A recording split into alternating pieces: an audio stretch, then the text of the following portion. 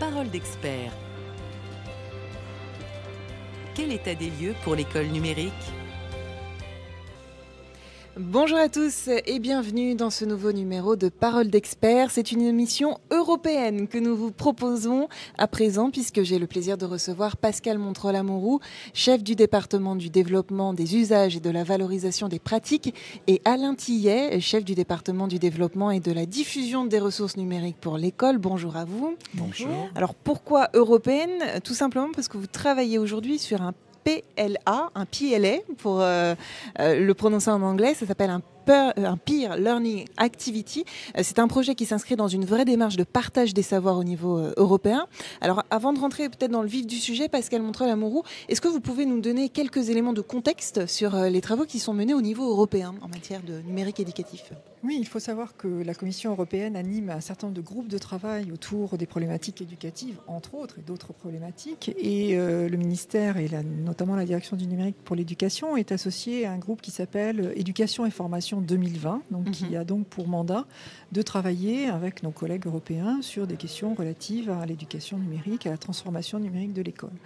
Donc ce groupe de travail se réunit régulièrement à la Commission européenne et à l'occasion également d'organiser des séminaires à l'initiative des différents États membres.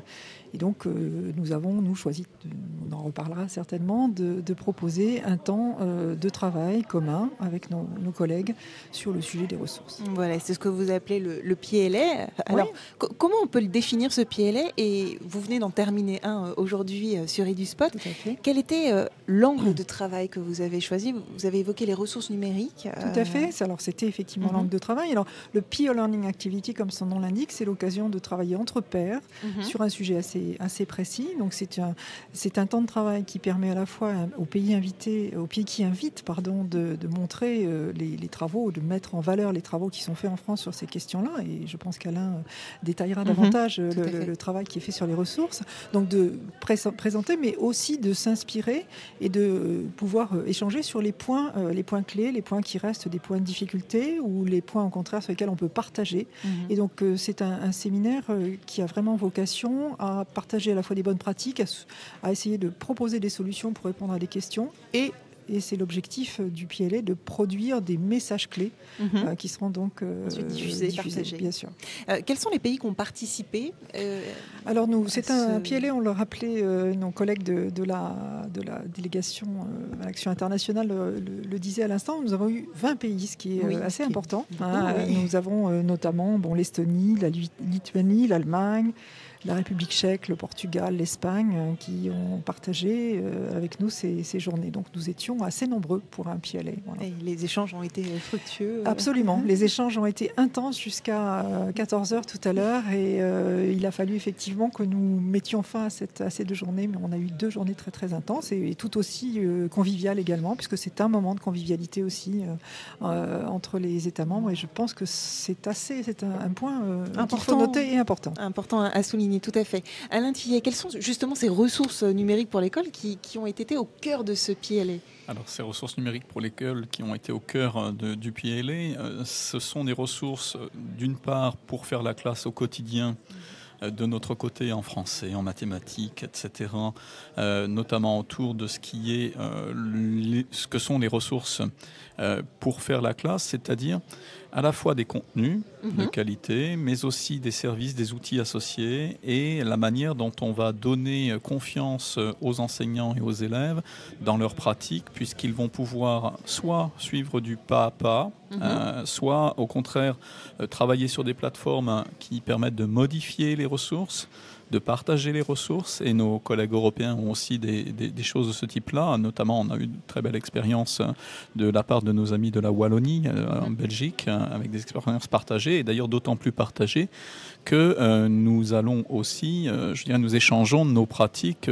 Ici, on parle des banques de ressources numériques éducatives, que la France a développé à travers 13 marchés qui ont été passés pour une durée de 3 à 5 ans, et qui permet du CM1 en fait à la 3e dans toutes les disciplines majeures, donc français, mathématiques, sciences, langue vivante, histoire, géographie, de bénéficier effectivement de ces contenu et services associés. Donc ça, c'était une des parties.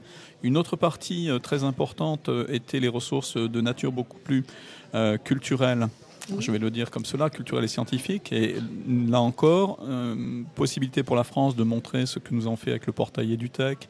Une trentaine de partenaires, le Louvre, l'INSERM, le CNRS, Arte, le site .tv, je vais en oublier forcément qu'ils ne m'en veuillent pas, de montrer comment on fait en sorte de mettre à disposition et surtout de libérer dans des conditions de confiance pour tout le monde le droit d'utiliser et de réutiliser les contenus librement en contexte scolaire, c'est-à-dire effectivement après une authentification, après on va dire d'être sûr que pour les uns et les autres, la confiance, je dirais, est mutuelle et on crée à la fois une structuration de ces ressources qui ne sont pas toutes les ressources de tous les établissements culturels, parce que nous n'avons pas besoin nécessairement de toutes les ressources, mais bien de celles qui sont directement liées avec les curricula, avec les programmes, avec ce dont nous avons besoin et qui permettent aussi une certaine créativité, qui permettent en fait la production des élèves et des enseignants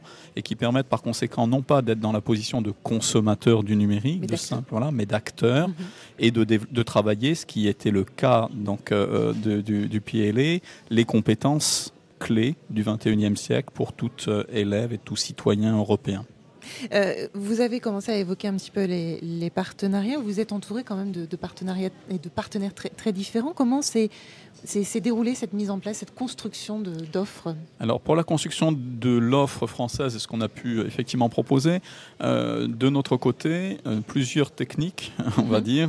Soit il y a des appels d'offres, soit il y a des propositions qui viennent des partenaires. Par exemple, nous avons aidé à structurer l'offre EduTech et effectivement, les partenaires, nous avons, on va dire, des accords sur des durées de 3 ans, des accords cadres. Mais chaque année, en fait, les uns et les autres nous disent ce qu'ils peuvent faire et nous avons tout ce travail de structuration et de mise en cohérence pour que même si on vient et on va piocher dans les plateformes des uns et des autres, il y ait, je dirais, une même structuration, une même facilitation et des espaces assez clairs, enfin des possibilités assez claires sur ce que l'on peut faire, ce que l'on ne peut pas faire avec ces ressources-là. Donc ça, c'est un travail, on va dire, quotidien. Et quant aux banques de ressources, là, il s'agit de marchés publics. On fixe, on écrit des cahiers des charges, on définit les besoins, on définit les attentes, et ensuite on sélectionne avec des jurys, etc. Et ensuite on lance les marchés et on recette ce qui est produit. En fait, ça permet un travail permanent avec les fournisseurs de ressources, que ce soit des éditeurs classiques et des éditeurs nouveaux, des fournisseurs des gens qui viennent en fait en consortium, parce que nous, de plus en plus, nous souhaitons effectivement que les talents soient conjugués et non pas qu'il y ait, donc, même si c'est une coopétition, il y a des échanges, mais qu'il y ait des échanges permanents et le travail aussi de suivi et de mise en œuvre, parce que nous organisons nous organisons à la fois la diffusion, puisque pas seulement aide à la production, mais aussi aide à la diffusion. Nous organisons l'accompagnement grâce aux délégations académiques au numérique et nous sommes sur l'espace des territoires. Oui, on a vu un certain nombre d'initiatives pendant ces jours. Donc il y a ce lien entre le niveau régional, le niveau local et le niveau national qui est particulièrement important et que nos voisins européens développent aussi de la même manière. Et donc rien ne nous empêche aujourd'hui d'imaginer et de construire. En tout cas, on ressort très, très enthousiaste de ces 2 jours avec les uns et les autres et plein de contacts. Pourquoi pas un EduTech à l'échelle européenne ? Pourquoi pas des marchés L'idée est lancée. L'idée est lancée. C'est fait. Voilà. Pascal Montreuil-Amouroux, tout à l'heure, Alain Thier, vous avez évoqué les compétences du XXIe siècle, point absolument crucial. En quoi ces échanges autour des compétences de demain sont-ils vraiment aussi stratégiques pour la France et puis pour l'Europe aussi ? Alors parce qu'il faut effectivement avoir des objectifs communs, nous construisons l'Europe, nous le construisons aussi autour des questions d'employabilité, de citoyenneté, de vie civique, de civisme en général. Et autour de ces questions-là, eh bien, nous avons besoin de partager donc des compétences communes, des compétences clés qui ne sont pas que des compétences numériques. Les compétences numériques font partie des compétences clés. Mais c'est beaucoup plus large. Souvent, on s'arrête un peu sur certaines compétences numériques, mais c'est plus large. Ben oui, on travaille sur la collaboration collaboration, on travaille sur la capacité à résoudre des problèmes, on travaille sur la capacité à apprendre tout au long de sa vie. Et donc ce sont des objectifs que nous partageons. Alors, on construit aussi des outils ensemble, on construit des outils liés aux compétences justement, des référentiels qui permettent à tout un chacun, qu'il soit étudiant, qu'il soit travailleur ou qu'il soit simplement citoyen, de pouvoir s'appuyer sur ces référentiels pour dire un petit peu où on en est dans ces compétences. Donc c'est assez stratégique effectivement pour notre intégration dans l'Europe et pour la mobilité aussi de nos citoyens, de nos élèves. Alain Thier, vous souhaitiez compléter? Oui, on peut dire aussi, puisque nous avons partagé avec nos collègues européens, nous sommes soumis ou nous partageons, c'est pas une simple contrainte, les mêmes règles et les mêmes implications, notamment autour des données personnelles, autour RGPD qui arrive et donc mai. les uns et les autres effectivement ils sont très très sensibles, mais aussi l'éducation aux médias comme tu l'indiquais. Et d'ailleurs j'espère que ce matin on va le dire comme ça, on va s'engager, on va donner un petit focus, mais la question de la famille tout écran que le Clémy a développé a fort impressionné l'assistance et la commission, pourquoi pas. Donc on a fait la proposition d'une petite aide pour qu'elle soit traduite peut-être et diffusée plus largement. Voilà, les PLA servent aussi à cela et de notre côté on s'est enrichi de ce que nos collègues polonais, hongrois, belges, donc belges avec cette particularité, vous le savez, d'avoir à la fois la Wallonie et les Flamands.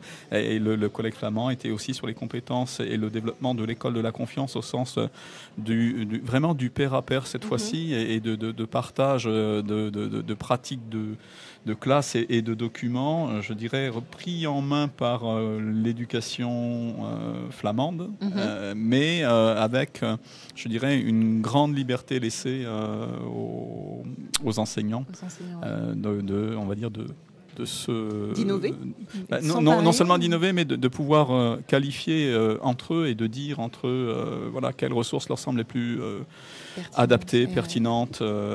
C'était vraiment très intéressant. Alors justement, ce PLA que vous avez organisé ce matin, c'est le 8e au niveau européen de ce mandat. Si on fait un petit peu le bilan des grandes thématiques qui ressortent depuis ce mandat-là, quelles sont-elles ? On a beaucoup travaillé évidemment sur la question des compétences. Ça a été quand même le sujet, le fil rouge, bien sûr. On a eu également beaucoup d'échanges. Enfin, il y a eu des PLA autour de l'éducation aux médias et à l'information, et donc la citoyenneté numérique ou la littératie numérique, plus exactement. La question des ressources, alors il faut savoir que ces groupes travaillent à la fois sur l'enseignement, le secondaire, primaire et secondaire, mais aussi sur l'enseignement supérieur. Donc il y a eu des travaux, d'ailleurs en France au mois de juillet, sur les ressources Open Education pour l'enseignement supérieur.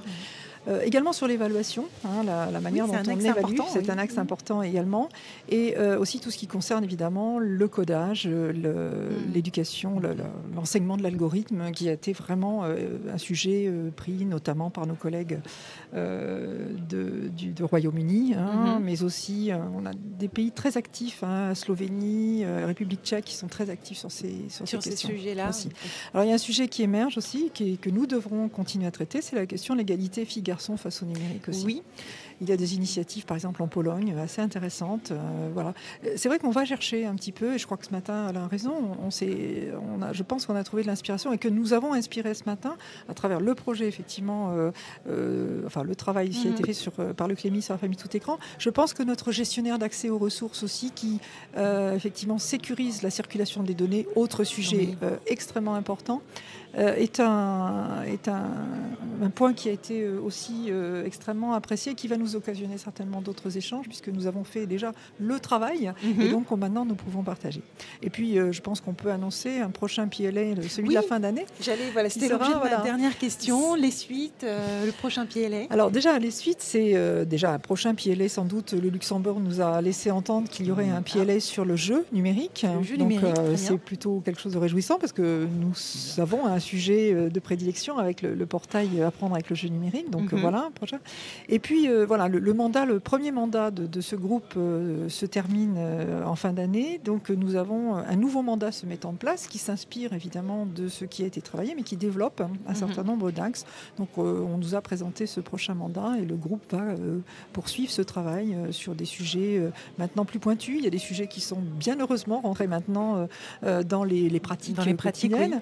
Oui. Et donc il faut continuer. Voilà. Et c'est dans la durée, hein, bien sûr, c'est dans la durée. Et comme pour tout enseignant, on sait très bien qu'on sème maintenant et qu'on récolte un peu plus tard. Il faut savoir être patient. Voilà, la patience.